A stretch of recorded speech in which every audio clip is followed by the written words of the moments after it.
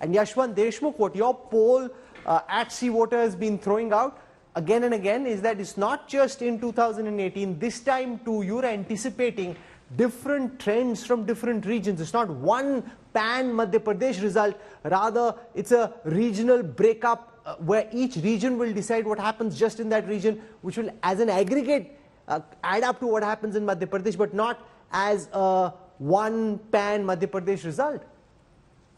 Absolutely, Rahul. And actually your graphics of ABCD is brilliant one, because I was looking at it, and if we can have that on the screen side by side, it would be a wonderful thing to analyze, because you look into the A and B part of the BJP and A and B part of the Congress, and you realize the spots with the dark saffron and the dark blue, and you can realize, you can very well mark out the region of Malwa and Bhopal together as the most saffron-most areas, and then you can mark out the Chambal Baghelkhand area as the bluest areas. So what is happening over here is that there are these 4 regions which are pretty much in these 2 party pockets. You have just shown the last election results, we have seen the tracker results, and also now we are looking at the historical context of the last multiple elections that you are in the data intelligence unit team has done. A brilliant graphic, I must say. And that tells us one thing very clearly.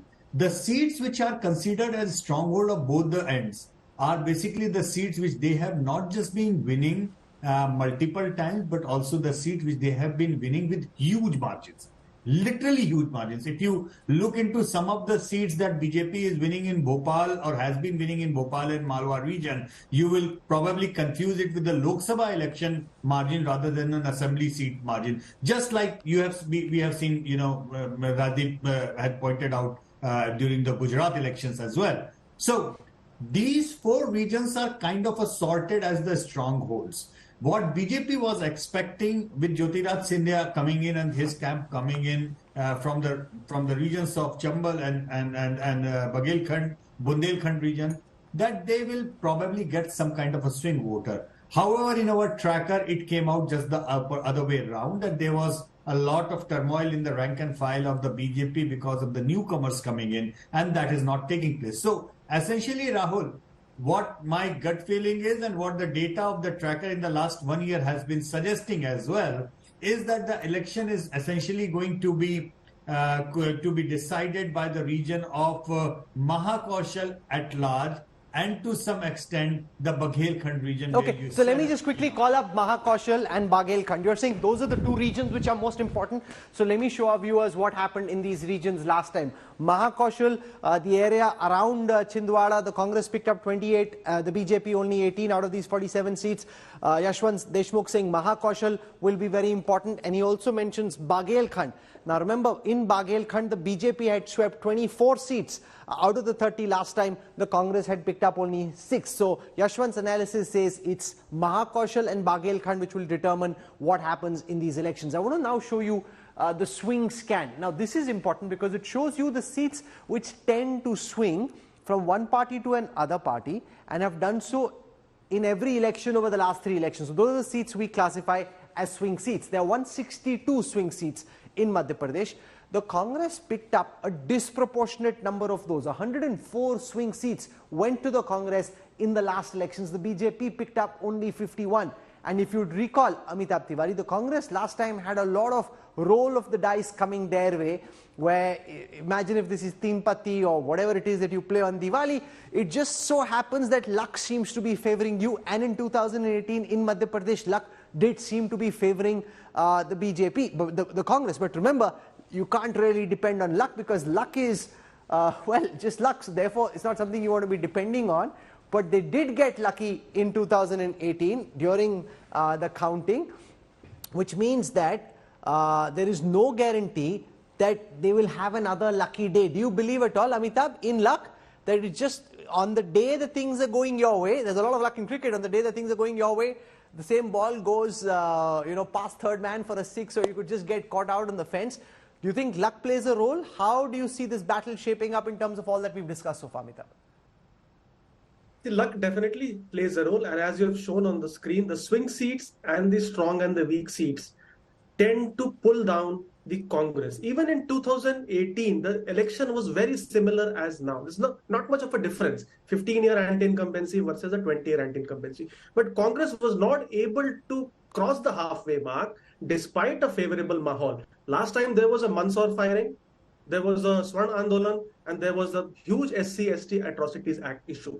Because they need a strike rate of 75% to win the state, from 116 seats out of 175 sort of seats. So that's why the Congress gets pulled down. Now, in this election in 2018, for me, the Congress needs to hold on to Gwalior Chambal, despite Scindia switching sides, which Yashwant Ji's tracker is showing it is doing, sort of. And it needs to hold on to Nimad, which is the ST belt, which is again sort of doing, but it needs to make gain in the Bagelkhand region, which is the Bundelkhand plus Vindh. Vindh was the region which is a significantly higher upper caste population, which backed the BJP despite the Swarn Andolan. Otherwise, BJP would have lost by a bigger margin. This time also, all the eggs of the Congress are in the Bagelkhand region. Yashwant Ji's tracker is showing that most of the gains are coming from Bagelkhand, which is Vindh plus Bundelkhand. Here, the BSP and the SP, the OBC politics and the Dalit politics plays a role. These parties, like BSP, 80% of BSP's votes of the entire state is from Gwalior Chambal and Bundelkhand Vindh region. 70% of the votes of others is from Gwalior Chambal and Bagelkhand region. BSP was third, or rather BSP got more than margin victory in 57 seats, out of which 47 are in Gwalior Chambal. So if the BSP and the SP are able to hold on to what they have done in the past, then they could spoil the apple cart of both the parties, largely the Congress, because the Congress is banking a lot on these two regions plus Nimad to make a comeback. Okay, Tuhin Sinha, we've seen this tape of Narinder Singh Tomar's son viral on social media in Madhya Pradesh and elsewhere. We're seeing Devinder, the son, describe this as a fake audio, fake video. Do you think, are you concerned that that will have purchase? Because it calls into question the BJP's claim of na khaunga, na khane dunga, where you've got the son of a union minister openly talking about, money exchanging hands. He's basically sounding like a wheeler dealer. Well, good evening, Rahul. Good evening, everybody. To the best of our knowledge, it is a fake video. A similar video had come out around 5 days ago, after which Mr. Tomar had lodged an FIR seeking investigation. Congress is completely frustrated today. It's a desperate act of Congress to hit back at us for the Mahadev scam in neighboring Chhattisgarh.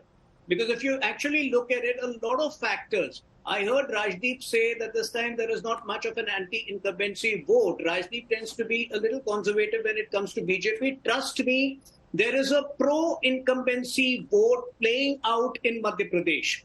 The deft, the flawless infrastructure creation, which is now visible, which was not so visible in 2018 elections, but which is now visible. The schemes for women, where 1.3 crore women have been directly benefited. And a whole lot of social welfare schemes. They have created a pro-incumbency vote, and we are on course for anything between 47 to 48% vote share and 130 plus seats. Because look at what the Congress has been speaking now. Kamal Nath has been doling out threats to government officials. Rahul Gandhi, even today or yesterday, he was talking about Make in India not picking up, whereas 98% of the total mobile phones. So they are in a time war. They don't know the issues that they can really capitalize on, because they are not in the game as of now.